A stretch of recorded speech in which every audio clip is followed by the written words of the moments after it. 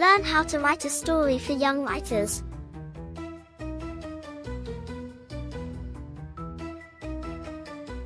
For a story to work, we need a beginning, middle, and end. These three pieces need to fit together, just like a jigsaw puzzle, to make a story work.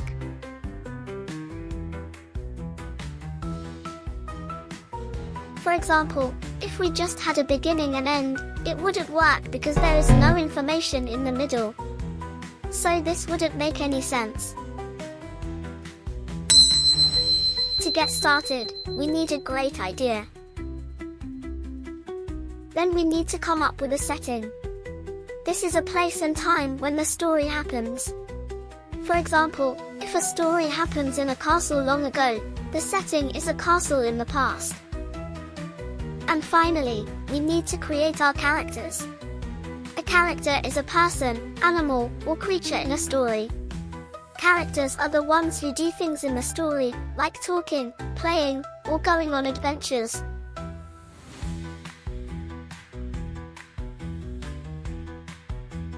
Now that we have an idea, a setting, and characters, we have the beginning of our story.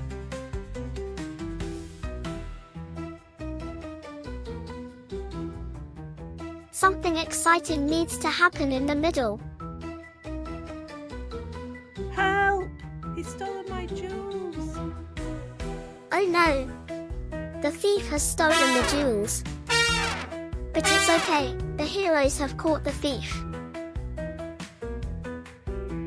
Finally, we have to finish our story with an ending. A story can have a happy, sad, funny, surprising, or even a mystery ending that makes you wonder what happens next. I can't thank you enough. This story is a happy ending because the lady got her jewels back. So we had a beginning, middle, and end.